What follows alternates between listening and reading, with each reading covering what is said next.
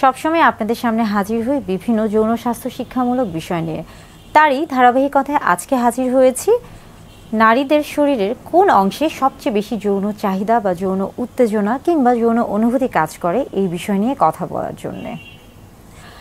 প্রথমে বলে থাকি যে একটি সুস্থ যৌন জীবনের জন্য নারী পুরুষ উভয়ের ক্ষেত্রে কিন্তু জানতে হবে যে তার শরীরের কোন অংশে সবচেয়ে বেশি যৌন অনুভূতি কাজ করে বা উত্তেজনা কাজ করে বা যৌন আবেগ কাজ করে। কেননা অর্গাজম অর্থাৎ সবচেয়ে বেশি যৌন তৃপ্তির জন্য কিংবা অর্গাজমের জন্য আসলে এই বিষয়টি জানা অত্যন্ত গুরুত্বপূর্ণ। বিশেষ করে স্বামী স্ত্রী উভয়ের ক্ষেত্রে উভয়কে জানতে হবে এবং উভয়ের এই বিষয়গুলোকে গুরুত্ব দিতে হবে। আজকে কথা বলবো নারীদের কোন অংশে সবচেয়ে বেশি যৌন অনুভূতি বা যৌন তৃপ্তি রয়েছে বা কোন অংশগুলো সবচেয়ে বেশি স্পর্শকাতর। আমরা জানি যে যে অংশগুলি সবচেয়ে বেশি স্পর্শকাতর হয়ে থাকে সেই অংশগুলোতে আসলে দেখা যায় যে সবচেয়ে বেশি যৌন উত্তেজনা কাজ করে।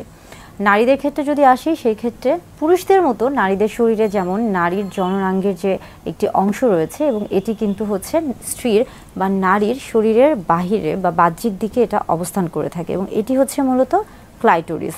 ক্লাইটোরিসের মধ্যে কিন্তু অনেক বেশি যৌন উত্তেজনা কাজ করে থাকে। অর্থাৎ নারীর শরীরের মধ্যে খুব উত্তেজনামূলক অংশের মধ্যে একটি ক্লাইটোরিস।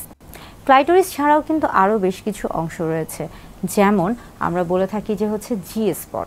জি স্পটটা আসলে কি?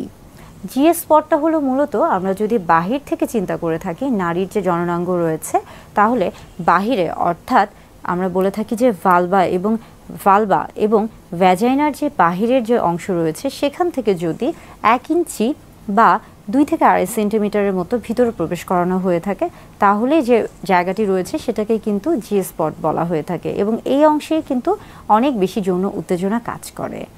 এর পাশাপাশি আরও বেশ কিছু অংশ রয়েছে যেখানে যৌন উত্তেজনা কাজ করে, যেমন আমরা যদি পর্যায়ক্রমে বলে থাকি যে ঠোঁটে এবং যদিও নারীর চুলকে সৌন্দর্যের প্রতীক বলা হয়ে থাকে, কিন্তু চুল কিন্তু সৌন্দর্যের প্রতীক ছাড়াও অনেক সময় অনেকের ক্ষেত্রেই নারীদের ক্ষেত্রে একটা যৌন উত্তেজনামূলক তৈরি করে থাকে, যৌন উত্তেজনা তৈরি করে বা যৌন উত্তেজনামূলক একটা অংশ হিসেবে কাজ করে থাকে।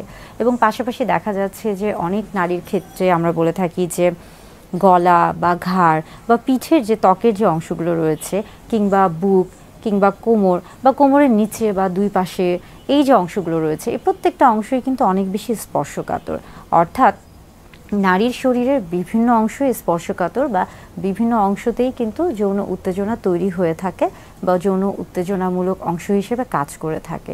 তবে এক একজনের শরীরে আসলে সবচেয়ে বেশি কোনটি যৌন উত্তেজনা হিসেবে কাজ করবে বা সবচেয়ে বেশি যৌন উত্তেজক হিসেবে কাজ করবে বা সবচেয়ে বেশি স্পর্শকাতর, এটা আসলে নির্ভর করছে ব্যক্তি স্বাধীনতা বা ব্যক্তির উপর। এটা সম্পূর্ণই ব্যক্তির উপর নির্ভর করছে। তবে বেশিরভাগ ক্ষেত্রে নারীদের ক্ষেত্রে দেখা যাচ্ছে যে ক্লাইটোরিসের সবচেয়ে বেশি যৌন উত্তেজনা কাজ করে এবং সেখানে যদি যৌন উত্তেজনা বা যৌন অনুভূতি দেয়া হয়ে থাকে তাহলে সবচেয়ে সহজে বা দ্রুত অর্গাজম বা যৌন তৃপ্তি পাওয়া সম্ভব হয়ে থাকে।